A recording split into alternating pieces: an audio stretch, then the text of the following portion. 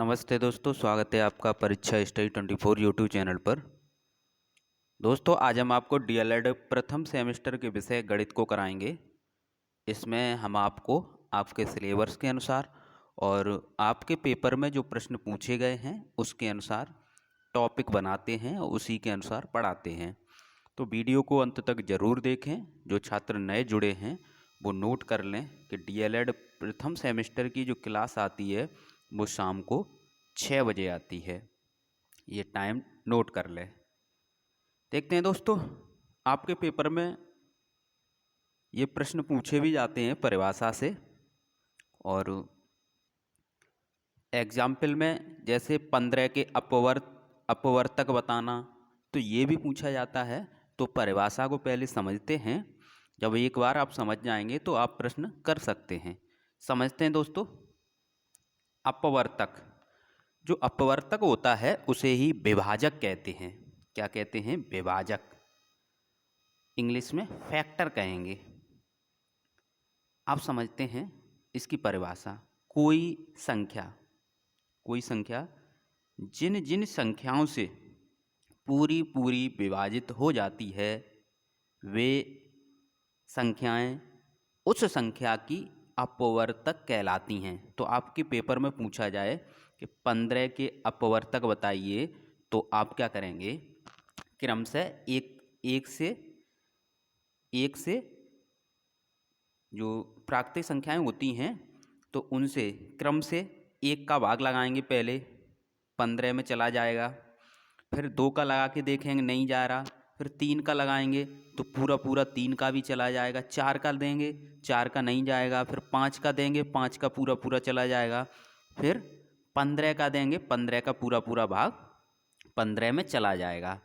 तो जो संख्या होती है अंतिम उसी संख्या का भाग देते हैं फैक्टर में, यानी अपवर्तक निकालने में। ये आप नोट कर लें। तो इस प्रकार आप निकालना सीख गए। अब देखते हैं अपवर्त, जिसे गुणज कहते हैं या फिर मल्टीपल कहेंगे। तो इसमें क्या होता है? किसी संख्या में प्राकृतिक संख्याओं, जो प्राकृतिक संख्या होती हैं 1 2 3 4 5, ये सभी आगे जितनी भी जो प्राकृतिक संख्याएं होती हैं जो 1 से स्टार्ट होती हैं, तो प्राकृतिक संख्याओं से गुणा करने पर उस संख्या के अपवर्त प्राप्त होते हैं। तो आप अपवर्त समझ गए और अपवर्तक। तो 3 के जब अपवर्त निकाले जाएंगे तो 3 में 1 का गुणा करेंगे 3, 2 का गुणा करेंगे 6, 3 का गुणा करेंगे 9, 3 में 4 का गुणा करेंगे 12, 5 का गुणा करेंगे 3 में तो 15, और 6 का गुणा करेंगे 18, 7 का गुणा करेंगे कितना आएगा? 7 या 21। तो इस प्रकार निकलते रहेंगे। तो ये अनंत तक जाएंगे। ये फिक्स होते हैं अपवर्तक। ये दोनों में अंतर आप समझ गए। अब देखते हैं दोस्तों, यहाँ पर क्या है? समापवर्तक। समापवर्तक यानी कॉमन फैक्टर।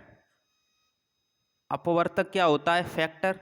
और समापवर्तक यानी कॉमन फैक्टर। जैसे 2 संख्याएं दी होंगी, आपको 2 संख्याएं दी होंगी, उनके पहले अपवर्तक निकालेंगे। जैसे 15 के अपवर्तक और 21 के अपवर्तक पहले निकालेंगे, और उनमें से दोनों में से जो कॉमन हैं वही समापवर्तक कहलाएंगे। जैसे 15 के कितने होंगे? 1 3 5 और 15। 21 के 1 3 7 और 21 इतने होंगे। हमने बताया है प्राकृतिक संख्याओं से भाग दे के देखेंगे, और अंतिम जो संख्या है वही होती है। तो इस प्रकार कॉमन कौन से हैं? अब कॉमन दोनों में जो मिलें, ओवेनिस्ट, हिंदी में ओवेनिस्ट कहते हैं। तो 1 है, 3 है, दोनों में मिल रहा है और तो कोई संख्या नहीं मिल रही। अतः 15 तथा 21 के समापवर्तक यानी कॉमन फैक्टर कितने होंगे? 1 और 3। तो आप समझ गए, इसकी ज़रूरत पड़ेगी। नेक्स्ट देखते हैं समापवर्त यानी कॉमन मल्टीपल। जैसे 2 संख्याएं दी हैं, 4 के अपवर्त और 6 के अपवर्त निकालेंगे तो प्राकृतिक संख्याओं में गुणा करके जो संख्या दी है उसमें प्राकृतिक संख्याओं से गुणा करके निकाल सकते हैं। अब इसमें क्या है? कॉमन, जो दोनों में कॉमन हो यानी ओवेनिस्ट। तो दोनों में ओवेनिस्ट देखते हैं कौन कौन से हैं। पहले वाले में 12 ये और ये 12। दूसरे बारे में और कौन है दूसरी संख्या? तो ये 24, दोनों में 24 है। तो ये क्या हैं आपके 4 तथा 6 के समापवर्त हैं। तो इस प्रकार आप निकाल सकते हैं। नेक्स्ट देखते हैं दोस्तों। नेक्स्ट है आपके महत्तम समापवर्तक। महत्तम का मतलब होता है हाईएस्ट, और समापवर्तक क्या होता है, कॉमन फैक्टर। तभी तो मासा, ये क्या है, मासा यानी महत्तम समापवर्तक यानी मासा। तो इसमें क्या है, हाईएस्ट कॉमन फैक्टर, यानी HCF बोलते हैं इसे, highest common factor. Highest common factor कैसे निकालेंगे, अब ये समझते हैं। इसमें क्या होता है कि 2 या 2 से अधिक संख्याओं का महत्तम समापवर्तक दी हुई सभी संख्याओं का सबसे बड़ा ओवेनिस्ट अपवर्तक या सबसे बड़ा समापवर्तक महत्तम समापवर्तक कहलाता है। तो हमें समापवर्तक तो निकालना ही पड़ेगा। तो 2 संख्याएं थीं, उनका हमने अभी समापवर्तक निकाल के दिखाया था। तो कॉमन ओवेनिस्ट कौन कौन से हैं, 1 और 3, ठीक है। तो 1 और 3 लिख लिए। अब इसमें सबसे बड़ा, तो सबसे बड़ा इसमें कौन है, 3 है। तो इस प्रकार आपका ये क्या हो गया, मासा यानी 15 तथा 21 का महत्तम समापवर्तक हो गया। हालांकि ये एक प्रोसेस के अनुसार हम आपको बता रहे हैं, और भी तरीके हैं निकालने के, लेकिन ये सीख लें क्योंकि आपको पता होना चाहिए किस प्रकार से डिटेल में मासा निकालते हैं या लासा निकालते हैं। अब देखते हैं लघुत्तम समापवर्त यानी लीस्ट कॉमन मल्टीपल। इसी प्रकार देखते हैं दोस्तों लघुत्तम समापवर्त, जिसे लीस्ट कॉमन मल्टीपल कहते हैं। लीस्ट माने छोटा, तो छोटे से छोटा कॉमन मल्टीपल। तो अभी हमने आपको समापवर्त निकालना बताया था, यहाँ पर समापवर्त निकालना ये बताया था। तो इसी प्रकार निकालेंगे, समझते हैं दोस्तों। और उसमें से क्या है, छोटा लेना है, सबसे छोटा। तो देखते हैं दोस्तों, 2 या 2 से अधिक संख्याओं का सबसे छोटा ओवेनिस्ट अपवर्त या सबसे छोटा समापवर्त लघुत्तम समापवर्त कहलाता है। जैसे 4 के अपवर्त निकालेंगे ये, और 6 के अपवर्त निकालेंगे ये निकलेंगे, और 4 तथा 6 के ओवेनिस्ट अपवर्त या फिर समापवर्त कहते हैं इन्हें। तो ये कौन से होंगे, ओवेनिस्ट 12 और आपके 24। ये ऊपर एग्जाम्पल था वही है। तो इसमें से क्या है, 4 और 6 के लघुत्तम समापवर्त निकालेंगे तो सबसे छोटा कौन सा है, 12 है। तो इस प्रकार सबसे छोटा लिखते हैं। तो ये थी आपको बेसिक सी नॉलेज कि कैसे लासा और मासा परिभाषा अगर लिखने को आए तो कैसे लिखेंगे, एग्जाम्पल कैसे देंगे, अब समझते हैं दोस्तों। और हमने आपको बताया था आपके जो पेपर में प्रश्न पूछे गए हैं वो इस प्रकार पूछे गए हैं, जैसे यहाँ से,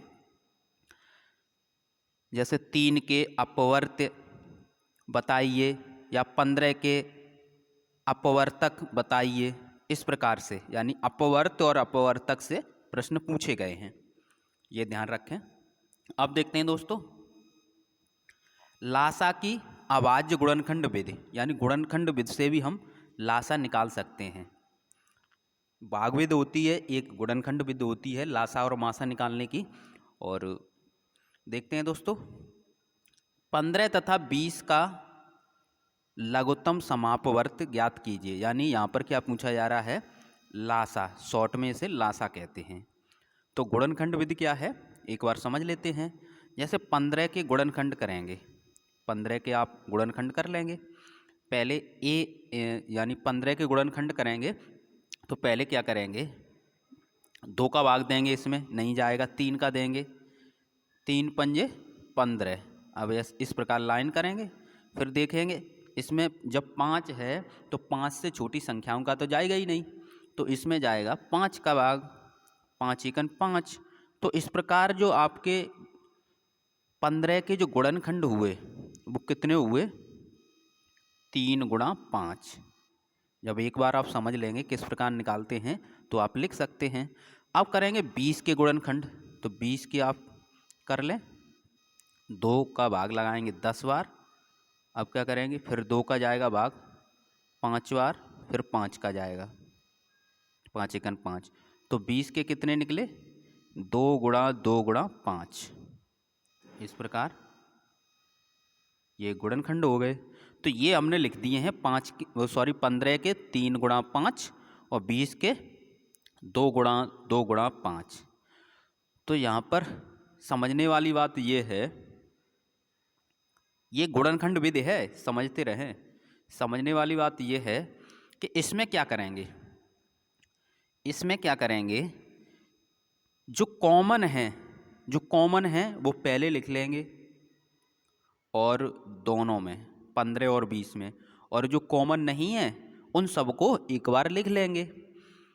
तो इसमें तो कोई कॉमन है ही नहीं, 5 है कॉमन। इसमें क्या है, 5 कॉमन है, सॉरी कोई नहीं बोल दिया था हमने, 5 कॉमन है तो एक बार लिख लिया हमने। अब क्या करेंगे, अब इन सभी को लिख देंगे, 3 को भी लिखेंगे, 2 को, इस प्रकार हमने लिख दिया, सभी को लिख देंगे। अब क्या करेंगे, इनका आपस में गुणा करेंगे। 5 दूनी 10, कितना हो गया 10, और 10 दूनी 20, और 20 तिया 60, 20 तिया 60, तो इस प्रकार कितना आया 60। तो आप समझ गए। नेक्स्ट देखते हैं दोस्तों। तो यहाँ करने का तरीका यही था कि पहले दोनों में कॉमन है उसे एक बार लिखेंगे, और जो कॉमन नहीं है उसे क्या करेंगे, सभी को लिख देंगे। दोनों जो संख्याएं हैं उनमें से जो अंक हैं सभी को लिख देंगे। नेक्स्ट से समझते हैं, नेक्स्ट प्रश्न से 8, 12 और 30 का लासा ज्ञात कीजिए। लासा ज्ञात कीजिए, तो हम क्या करेंगे, गुणनखंड विधि से अभी बता रहे हैं, तो एक और प्रश्न सीख लेते हैं। तो 8 के गुणनखंड करेंगे, गुणनखंड विधि से ये आएंगे 2 गुणा 2 गुणा 2। 12 के करेंगे तो ये आएंगे 2 गुणा 2 गुणा 3। 30 के करेंगे तो ये आएंगे 2 गुणा 3 गुणा 5। अब हमने क्या बताया था, दोनों में जो कॉमन है पहले वो लिखेंगे। तो 2 नहीं, यहाँ पर 3 संख्याएं हैं। जब 3 संख्याएं हैं तो पहले 3 में जो कॉमन है उसे एक बार लिख लेंगे, फिर जो दो संख्याओं में कॉमन मिल रही है संख्या उसे एक बार लिख लेंगे। तो यहाँ पर देखते हैं, ये एक बार लिख लिया हमने, ठीक है। अब क्या करेंगे, दोनों में ये कॉमन है, एक बार लिख लिया हमने। अब क्या करेंगे, अब ये कॉमन है इसमें, इन दो में, इसे एक बार लिख लेंगे। अब जो बचा उसे लिख लेंगे। कौन कौन बचा, इसमें 2 बचे, इसमें 5 बचे, तो 2 लिख लिए, 5 लिख लिए। इनका जब आपस में गुणा करेंगे तो कितना आएगा, 120 आएगा। तो आप समझ गए, यही तरीका था, जो भी पॉइंट थे हमने आपको बता दिए। अब आप देखते हैं कि जब हमारे पास समय कम है, उसमें ऐसा तो नहीं लिखा है पेपर में कि गुणनखंड विधि से कीजिए या भाग विधि से कीजिए। यदि लिखा है तो दोनों तरीके हम आपको बता दे रहे हैं, ये है भाग विधि। यदि नहीं लिखा है तो आप भाग विधि से ही करें, क्योंकि इसमें क्या होता है, एक बार में ही आप कर सकते हैं। 3 संख्याएं हो, 4 संख्याएं हो, 5 संख्याएं हो, एक बार में ही कर सकते हैं। करने का तरीका समझ लीजिए, तीनों संख्याएं लिख लेंगे। यहाँ पर हम एक बार ये आपको करके दिखाते हैं, ठीक है। जैसे यहाँ पर लेते हैं हम 8, 12 और 30, ठीक है। ये अब यहाँ से क्या करेंगे, 2 से स्टार्ट करेंगे। हमारे पास 3 संख्याएं हैं, तीनों में से किसी एक में भी यदि 2 का भाग जाएगा तो हम 2 का भाग देंगे, और जिसमें नहीं जाएगा उस संख्या को हम सेम टू सेम उतार लेंगे। समझते हैं दोस्तों।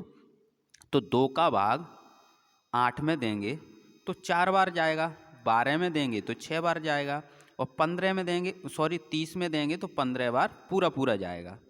अब देखते हैं, 2 का भाग इन तीनों संख्याओं में जाएगा, 3 में तो नहीं जाएगा, 2 संख्याओं में जाएगा। यानी 2 का भाग 4 में देंगे तो 2 बार जाएगा, 6 में देंगे तो 3 बार जाएगा, 2 का भाग 15 में नहीं जाएगा, तो इसे ऐसे ही उतार लेंगे, ठीक है। ये हमने कलर इसलिए चेंज किया है कि आपको पता रहे, लेकिन आपको ब्लू पेन से ही पेपर में लिखना है, कोई नए तरीके से नहीं लिखना है। ये तो हम समझाने के लिए आपको बता रहे हैं। अब देखते हैं कि 2 का भाग जाएगा, 2 का भाग जाएगा, किस में जाएगा, 2 में एक बार। अब हमारे पास 2 संख्याएं बची, 2 का भाग 3 में नहीं जाएगा, 15 में नहीं जाएगा, अब देखते हैं नेक्स्ट। अब 3 का भाग 3 में और 15 में चला जाएगा। 3 एकम 3 और 3 पंजे 15। अब 3 का नहीं जाएगा, अब किसका जाएगा? 5 का। जब तक 1 ना आ जाए, तीनों संख्याओं के नीचे 1 ना आ जाए तब तक भाग देते रहते हैं। तो ये 1 आ गया तो इसे ऐसे ही उतार लेते हैं, 5 एकम 5। तो आप समझ गए। अब क्या करेंगे, इनका आपस में गुणा कर लेंगे। ठीक है, यही लिखा है यहाँ पर। क्या लिखा है? 2 गुणा 2 गुणा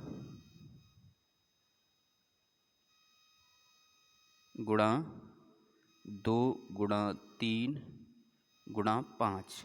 तो लासा बराबर लिख देंगे, लासा बराबर, अब जो इनका गुणा करेंगे तो 120 आएगा। तो इस प्रकार आप कर सकते हैं। ये हमने आपको समझा दिया है और यही आपको पेपर में करना है, क्योंकि जल्दी हो जाता है जब आप अभ्यास करेंगे तो। नेक्स्ट देखते हैं दोस्तों। नेक्स्ट प्रश्न है आपका, गुणनखंड विधि से मासा ज्ञात करना। तो गुणनखंड विधि से आप मासा कैसे ज्ञात करेंगे? अभी हमने लासा सिखाया था। तो 15 और 18 के पहले गुणनखंड करेंगे। तो 15 के हमने गुणनखंड करके आपको बताए हैं, 3 और 5 आएंगे। और 18 के गुणनखंड कितने आएंगे? 2, 3 और 3। और मासा में क्या होता है, जो दोनों संख्याओं में जो कॉमन है गुणनखंड वही होगा। तो क्या कॉमन है? ये कॉमन है, तो मासा आ गया 3। अगर 3 संख्याएं तो कैसे करेंगे मासा गुणनखंड विधि से? तो गुणनखंड हम कर लेते हैं 8 के, 12 के और 16 के, और ये लिख दिए हमने। अब तीनों में जो कॉमन है, ये ध्यान रखें, अगर 3 संख्याएं हैं तो तीनों में जो कॉमन है उसे लिखेंगे। विशेषकर ध्यान रखें, तीनों में ये संख्याएं कॉमन है, यानी 2 2 बार कॉमन है, तो हमने लिख लिया। अब इसका जो मासा निकलेगा 2 दूनी 4 निकलेगा। वीडियो को अंत तक जरूर देखें, और गणित को हम एकदम बेसिक से कराते हैं और एकदम ईमानदारी से। ईमानदारी का मतलब ये है कि हम एकदम जो सरकारी बुकें हैं और एनसीईआरटी की बुकें हैं उनमें से सेलेक्ट करके लाते हैं, जिससे आपके गलती की गुंजाइश ना रहे। ठीक है, नेक्स्ट देखते हैं दोस्तों। आप समझ गए। अब भाग विधि देखते हैं। यदि छोटी संख्याएं हों, ठीक है, तो आप गुणनखंड विधि से कर सकते हैं मासा को। यदि बड़ी हैं, ठीक है, यदि बड़ी हैं तो आप भाग विधि से ही करेंगे। अब भाग विधि को सीख लें, क्योंकि जब बड़ी संख्याएं आ जाएंगी, जैसे 671, 781, 1441 का मासा ज्ञात कीजिए, तो आप इनके यदि गुणनखंड करेंगे तब तक 1 घंटा निकल जाएगा। पेपर कितने का है? 1 घंटे का, और आपसे 18 प्रश्न पूछे जाते हैं। तो इसके लिए भाग विधि सरल है। भाग विधि को समझते हैं। भाग विधि को समझते हैं। पहले क्या करते हैं, 3 संख्याएं दी होंगी, उनमें से सबसे छोटी संख्या और उससे बड़ी संख्या देख लेते हैं। सबसे छोटी संख्या का भाग उससे बड़ी संख्या में भाग लगाते हैं। लेकिन यहाँ पर भाग देने की जो कंडीशन है वो अलग है। क्या है? एक बार में आपको भाग देना है, ओनली हाईएस्ट बार। हाईएस्ट यानी आप एक बार दे सकते हैं भाग, अधिकतम कितनी बार जाए ये आप सोच लें पहले ही। तो 671 का एक बार भाग दिया तो कितने बार जाएगा? 671 बार। अगर 2 बार जाएगा तो 1200, यानी 1200 से ऊपर हो जाएगा। 7 दूनी 14, यानी 1300 से भी ऊपर हो जाएगा। लेकिन यहाँ पर क्या है? 781 है।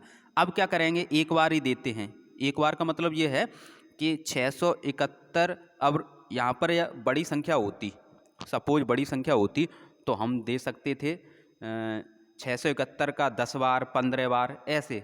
मेरे कहने का मतलब समझ रहे हैं ना? मैक्सिमम एक बार आपको चांस मिलेगा। देखते हैं 671 का भाग 881 में दिया, एक बार गया। ठीक है, मैक्सिमम एक बार गया। अब घटाएंगे, क्या करेंगे? घटाएंगे। तो ये आपका बचेगा 110। कितना बचेगा? 110। 1 में से 1 गया 0, 8 में 7 गया 1 और 7 में 6 गया 1। अब इसे इस प्रकार बना लेंगे, ठीक है। अब ये शेष था, ठीक है, शेष था ना ये। अब क्या करेंगे, अब जिसका भाग दिया है उसे यहाँ पर लिख लेंगे, समझ गए। अब 110 का भाग देंगे, अधिकतम बार कितनी बार जाएगा, 6 बार जाएगा, 110 छिंगा 660। अब क्या करेंगे, घटाएंगे। यही हम बता रहे थे, मैक्सिमम बार कितनी बार देने, एक बार चांस मिलेगा आपको, मैक्सिमम बार आप दे सकते हैं। घटाएंगे, 11 बचेगा। अब क्या करेंगे, ये 11 जो शेष था उसे इस प्रकार भाग के चिन्ह में लिख लिया, और इसका जिसका भाग दिया है उसको यहाँ पर लिख लिया, ठीक है। अब 11 का भाग देंगे मैक्सिमम बार, जब तक 0 ना आ जाए तब तक यही प्रोसेस करते रहेंगे। तो 10 बार जाएगा और 110 घटाएंगे तो 0 आ जाएगा शेष, ये हो गया। तो हमें इन दो संख्याओं का जो मासा मिला वो कितना मिला, 11। अब 11 का भाग जो बची संख्या है उसमें देंगे इसी प्रकार मैक्सिमम बार। तो 11 का भाग दिया 1441 में, तो 131 बार जाएगा और बचेगा क्या, 0 बचेगा, क्योंकि 1441 आएगा। तो आप समझ गए। तो इन तीनों संख्याओं का जो मासा निकला वो कितना निकला, 11, क्योंकि यहाँ पर क्या है, 11। तो यही विधि है, यदि समझ में ना आए तो वीडियो को दोबारा देखें, समझ में आ जाएगा। नेक्स्ट देखते हैं दोस्तों, दो संख्याओं में मासा तथा लासा में संबंध। ये सूत्र पर आधारित प्रश्न पूछे जाते हैं। तो मासा इंटू लासा, यानी मासा और लासा का गुणा बराबर पहली संख्या इंटू दूसरी संख्या। कभी कभी क्या है, इन दोनों का गुणा दे दिया जाता है प्रश्न में, कि मासा तथा लासा का गुणा दिया है, पहली संख्या आपको दी होगी, दूसरी संख्या निकालने को कहेगा। तो इस प्रकार भी आपके प्रश्न पूछे गए हैं, आगे हम कराएंगे, देखते रहें। तो दो संख्याओं का मासा दिया है 18 और लासा दिया है 504। यदि एक संख्या 72 है तो दूसरी संख्या ज्ञात कीजिए। तो आप ज्ञात कर सकते हैं सूत्र से, मासा इंटू लासा बराबर पहली संख्या इंटू दूसरी संख्या। मासा का मान लगा दिया 18, गुणा का चिन्ह, लासा का मान लगाया 504। प्रथम संख्या आपको दी है, यानी एक संख्या का मान दिया है 72, दूसरी संख्या का मान निकाल लेंगे। किस प्रकार निकलेगा, 72 का भाग लग जाएगा इधर, 18 गुणा 504 बट्टे 72 हो जाएगा, तो दूसरी संख्या ज्ञात हो जाएगी। 72 का भाग 504 में लगाएंगे, 7 बार जाएगा, और 18 और 7 का जब गुणा करेंगे तो 126 आएगा। इस प्रकार सूत्र पर आधारित भी प्रश्न पूछे जाते हैं। नेक्स्ट देखते हैं दोस्तों, जैसे हमने अभी बताया था कि डायरेक्ट आपको इस प्रकार भी प्रश्न दे देता है एग्जामिनर कि मासा इंटू लासा बराबर दो संख्याओं का गुणनफल, यानी पहली संख्या और दूसरी संख्या, प्रथम संख्या इंटू दूसरी संख्या, लेकिन दोनों का गुणनफल दे देता है। तो उसे कैसे करेंगे, दो संख्याओं का मासा 2 है, उनका गुणनफल 48, उनका लासा ज्ञात कीजिए। तो दो संख्याओं का गुणनफल है ये, तो सूत्र आप लगा सकते हैं, मासा इंटू लासा बराबर दो संख्याओं का गुणनफल। तो गुणनफल की जगह 48 और यहाँ पर लासा पूछा गया है, मासा की जगह 2 लगाएंगे और 2 का भाग 48 में लग जाएगा, तो 48 बट्टे 2, तो कितना आएगा, 24। नेक्स्ट देखते हैं दोस्तों, लासा में ये भी प्रश्न आपके पेपर में पूछे गए हैं कि वह छोटी से छोटी संख्या ज्ञात कीजिए जिसमें 16, 24 और 36 का पूरा पूरा भाग चला जाए। छोटी से छोटी, तो आपने यहाँ पर ये नहीं लिखा है कि मासा निकालना है या लासा। तो जब छोटी से छोटी हो तो आप समझ जाएंगे कि लीस्ट माने होता है छोटा से छोटा, ठीक है। तो लासा निकालना है, जब छोटे से छोटे की बात हो तो लासा निकालना है। तो आप क्या करेंगे, लासा निकाल देंगे। 16, 24 और 36 का जो लासा निकालेंगे तो कितना आएगा, 144। इन प्रश्नों में ये समझना है कि निकालना क्या है। इन प्रश्नों में दिया नहीं होगा कि लासा निकालना है कि मासा। जब छोटे से छोटे की बात हो तो आपको लासा ही निकालना है, अब समझते हैं वह छोटी छोटी संख्या ज्ञात कीजिए जिसमें यदि 8, 9 और 12 से भाग दिया जाए तो सदैव 3 शेष बचें। इसे कैसे करेंगे? तो पहले क्या करेंगे, लासा निकाल लेंगे 8, 9 और 12 का, और अंत में 3 जोड़ देंगे। ठीक है, तो अभीष्ट संख्या क्या मिलेगी? 75। इस प्रकार इसे करना है। यदि सदैव, जब सदैव शेष बचे उसमें 3 ऐड करने हैं। नेक्स्ट देखते हैं, टाइप तीसरा है, वह छोटी से छोटी संख्या ज्ञात कीजिए जिसमें 16, 18, 21 से भाग देने पर शेषफल क्रम से 3, 5 और 8 बचे। यह कैसे करेंगे? तो इसमें पहले क्या है, लासा निकालेंगे।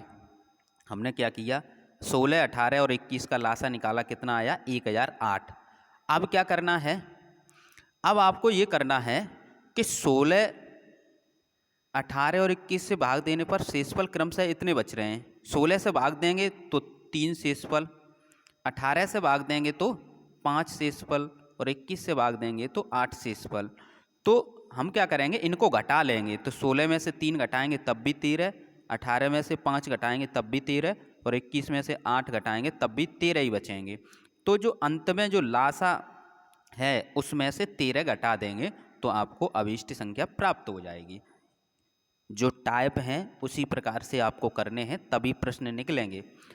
और ये घंटियों से संबंधित प्रश्न पूछा जाए या लाइट से संबंधित पूछा जाए, कब लाइट जलेगी, कब दोबारा घंटी बजेगी, तो उसमें भी आपको लासा निकालना पड़ता है। समझते हैं, 3 घंटियाँ एक साथ 11 बजे प्रातः बजती हैं। वे तीनों क्रमशः 20 मिनट, 30 मिनट, 40 मिनट के अंतराल पर बजती हैं। तदनुसार वे दोबारा एक साथ किस समय बजेंगी? आप क्या करें, 20, 30 और 40 का लासा निकालेंगे, 120 निकलेगा। तो 120 ये मिनट है, क्या है? मिनट। अब इससे क्या है, 120 मिनट है और यहाँ पर टाइम दिया है और टाइम पूछा गया है किस समय बजेंगी। 11 बजे, 11 बजे बजती हैं। तो इसमें समय जोड़ेंगे। अब समय क्या है देखते हैं, 60 का भाग देंगे तो घंटा में बना लेंगे, तो 2 घंटा। तो 2 घंटे यानी 11 में जब 2 जोड़ेंगे तो बजेंगे 13। 13 का मतलब ये है 12 + 1 यानी दोपहर के 1 बजे। समझ गए आप? इस प्रकार से आप कर लेंगे। नेक्स्ट देखते हैं, ये थे टाइप आपके लासा के। इसी प्रकार मासा में भी टाइप हैं। देखते हैं दोस्तों, बड़ी से बड़ी, जब बड़ी से बड़ी का मतलब ये है आपको हाईएस्ट कॉमन फैक्टर, यानी बड़ी से बड़ी, तो आपको मासा निकालना होगा। देखते हैं, वह बड़ी से बड़ी संख्या ज्ञात कीजिए। टाइप फर्स्ट है जो 24, 60 और 84 को पूरा पूरा विभाजित कर दे, या जिसका 24, 60 और 84 से पूरा पूरा भाग चला जाए। आप निकाल सकते हैं 24, 60 और 84 का ये भाग से हमने निकाला है, तो कितना आएगा? 12। ठीक है।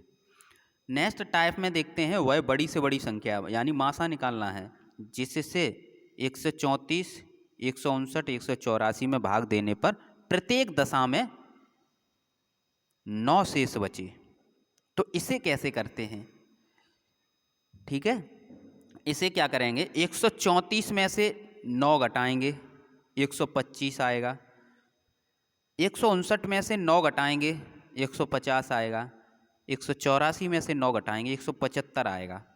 अब 125, 150 और 175 का मासा निकालेंगे तो कितना आया? 25 आया। आप समझ गए? नेक्स्ट देखते हैं टाइप 3।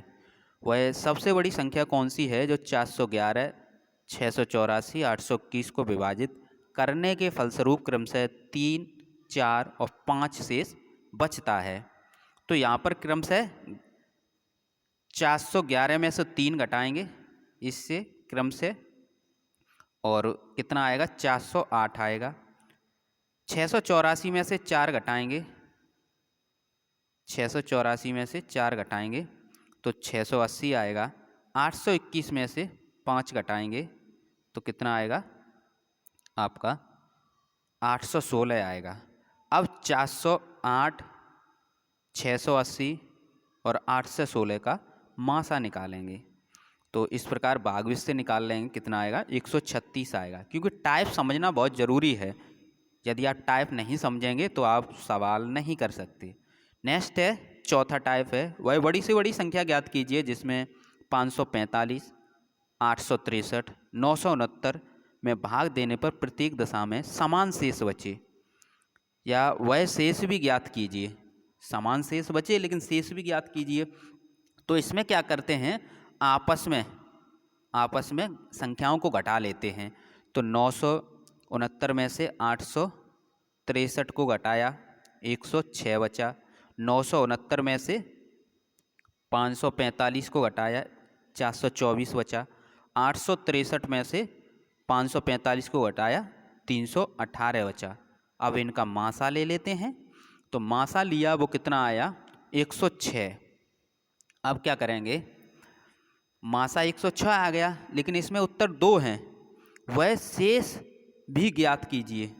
ठीक है, यहाँ पर क्या है, प्रत्येक दशा में समान शेष बचे। ठीक है, तो प्रत्येक दशा में समान शेष बचे और वह शेष भी ज्ञात कीजिए।